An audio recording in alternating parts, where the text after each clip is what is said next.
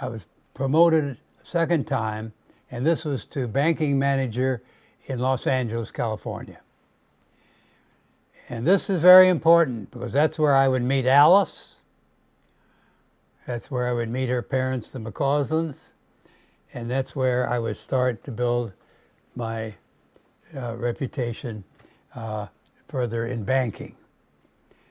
And so in July of 1959, I moved out to Southern California, and I had trouble adapting to the smog and the fog. There was a mountain near the office I didn't even know was there for 2 months. It was exciting being in California. They were just more dynamic. All over IBM, people comment about how vigorous the Western region was. Western region was the Western 15 states.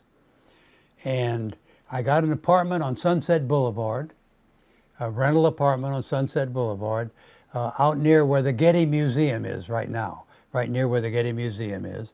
One of the first things I bought was a complete set of the Encyclopedia Britannica, and then I bought a complete set of the great books because I'd always been interested in literature, but never spent enough time on it. Remember, my college days, I frittered away too much on activities. And in this job, I traveled all over the West. My first managerial job, I had four men reporting to me, all of which were at least 10 years older than me, and they all made more money than I did. But you never worry about that. Money catches up. Money always catches up. Well, remember we talked about the sorter reader. Selling was going a little slow. And we got to thinking what we ought to do is bring the sorter reader to the banker. And my four associates and I came up with this idea, get it out in the field so they could see it. And we created what was known as the banking cavalcade. And a truck was gotten, 2 truck drivers, 2 customer engineer repairmen, and they traveled to all the major cities in the United States. And we used it in Houston, Dallas, San Francisco, and LA. Bring in the bankers, get to know them better, demonstrate check sorting, let them talk to the customer engineers, meet the truck drivers who will tell you how they load it on and off and it doesn't bother at all. It's still a healthy machine. It was a great example of teamwork. And the Western Region Banking Group was known as really being out in front. So one day there was a district managers meeting in headquarters, and I was invited to speak to them. Now, a district manager has several states usually, and there are 6 district managers in the Western region. It was a very big job. And one of my bosses stuck his head in the office, and he said, "Chuck, be careful. The meeting isn't going well. It's a very bad mood. Be sure you know what you're doing." There was a gentleman sitting in my office at the time named Tommy Vance. He was an old pro, real pro, much older than me, from New York, who was out helping some people sell utility accounts. And I had known him, and we were chatting in my office. And he said, "Well, now, you're going to talk to the district managers." He said, "Do you want some advice from me?" He says, "Because I've made 1,000 pitches." And I said, "Yes, I'm open to advice." He said, "What are you going to do?" And I showed him. He said, "Look," he said, always be organized, be crisp, tell them what you're going to do it. If you got problems, identify it, have solutions, end on a high note. Don't waste their time. Look like a man of action." I went in, I took his advice, made some changes, made a pitch to them, and it was about banking and what they could do to get more banking business. And I guess it went well, because a week later, I was branch manager in Los Angeles. Now, the Los Angeles branch was the original old LA branch, and then they'd split some branches off from it. Most of the salesmen in this branch were older than me. Several were over 50. And they had very bad morale. They'd removed the previous man, and they were concerned about the customer engineers, the men that repaired the equipment. Their morale was bad, and there was always terrible fear of people joining a labor union. We were a non-union company. And so I took this job. I had 2 marketing managers under me, an administrative manager, a customer engineering manager, and I never really managed something that big before. And bad morale, and I thought, what am I going to do? What am I going to do? And I just kind of fortuitously I said, you know, the customer engineers have a problem, morale, so I should know them better. If I'm going to know them better, I ought to know their names. So I memorized the name of every repairman, customer engineer in the office, so I could see him. I took the picture home, memorized face, and I'd see him, and then when I made a customer call with a salesman, I would always go visit the customer engineer wherever the equipment was, because a lot of these installations were so big, they had full-time repair people there all the time. There's so many machines. And this little bit of recognition started to turn things around. And then the customer engineers came up with this idea of, you know, why don't we make a big deal when an order comes in? We'll build you a machine. And they built us a machine. So when an order came in, you kind of enter the digits in it, and then it rang a bell and whistles went off, and everybody in the office applauded. You could hear it up and down the halls, and people knew an order had come in. And then everybody felt happy because an order had come in. It had been, and again, morale kind of shot up. Now there's this terrific salesman in the office named Ed Corwin. Ed Corwin was Polish. He had served in the Polish army, had been captured by the Germans, imprisoned for 5 years. Came in to see me one day. He reported directly to me. He said, Chuck, I want to talk to you about my age. I said, Ed, I don't know what your age is and don't really care. He said, no, I got to tell you. He says, look, I was in a German prison camp for 5 years. I couldn't smoke. I couldn't drink. I didn't overeat. I got plenty of exercise. I want you to think of me not as a person of 50, but as a person of 40. I said, Ed, if you want me to think of you as a person of 40, it's a deal. Ed was a remarkable salesman. He followed one customer into the bathroom where he was shaving. It's just a dynamic. So it's New Year's Eve. It's the day before New Year's Eve. I'd gone home to my mother and father, who were living in Phoenix by this time. And I was planning to spend the holiday with them. I get a call from Ed Corwin. Ed says, Chuck, this is going to be my 10th 100% club. I need one more order. I've just closed an order with a meat freezing plant. And I need my boss to be able to approve the order before the end of the year, so I can get credit, and it'll also put me in golden circle, and I can go off to Hawaii.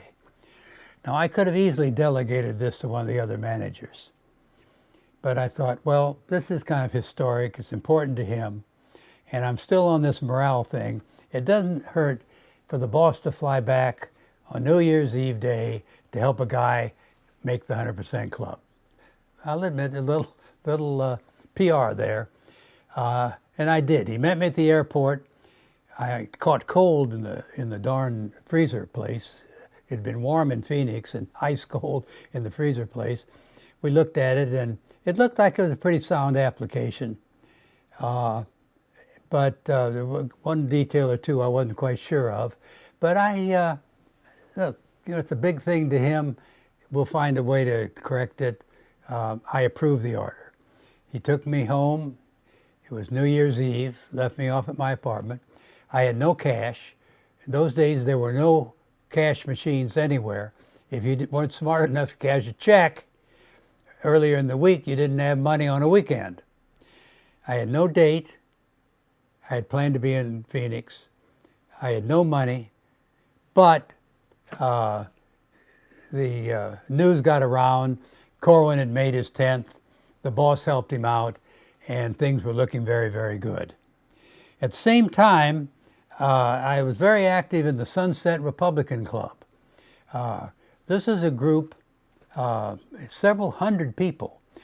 Even Kennedy had been elected in November of 60, and even January 61, when things were really gloomy for the Republicans, we had 200 people who would turn out. We'd go on ski trips, things like that. I didn't, but we'd have parties and bring people in for parties and meeting girls, and then put them to work for candidates, knocking on doors, phones, and help electing local candidates.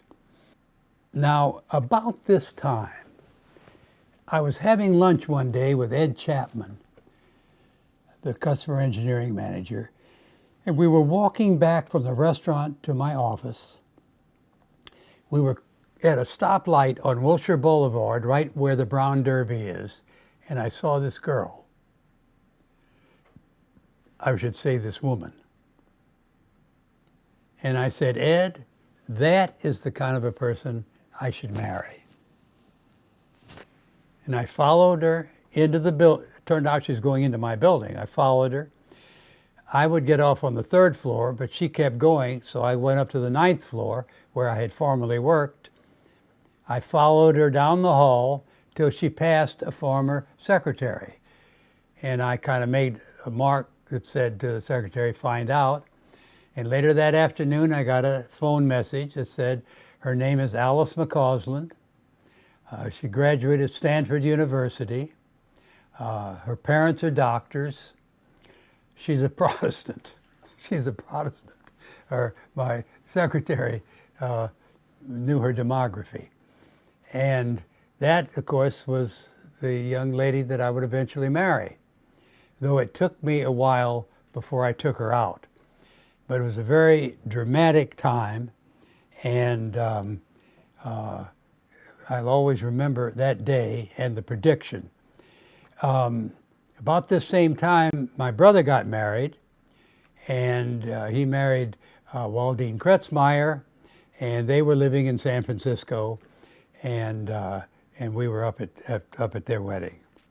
Not long after this, and I know this seems awful fast to you, it had been about a year I was in the branch office, I was bumped up again to another job called Director of Industry Marketing, where we had specialists that helped the salesman sell in complicated industries like manufacturing, retail, banking, and so forth.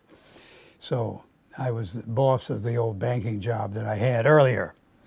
And that's when I began dating Alice, meeting her parents. They lived up on a hill overlooking Los Angeles, Silver Lake, and the ocean, called Pill Hill, because a lot of doctors lived there. They lived in a house that the famous evangelist Amy Semple McPherson had lived in. And those were exciting times. Interesting friends, parties, more social life, because I'd been mainly working the last few years, not a lot of social life. But I still traveled a great deal. Went to the first trip to Alaska, and that was very exciting, got me into a lifelong interest in that. And then I had a friend who worked down the hall in IBM that had just come back from Egypt. And I was so impressed by the pictures that he and his wife showed about that.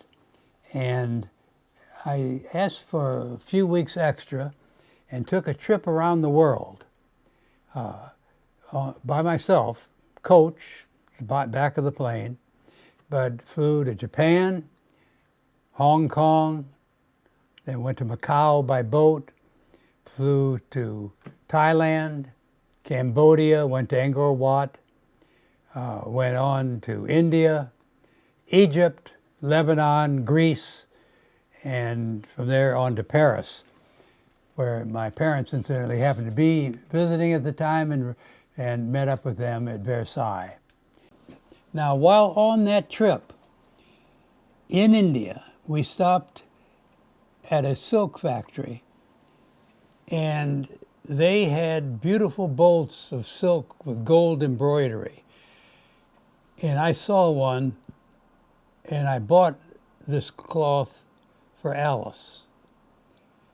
I had never dated her, only seen her on the street and then around the office.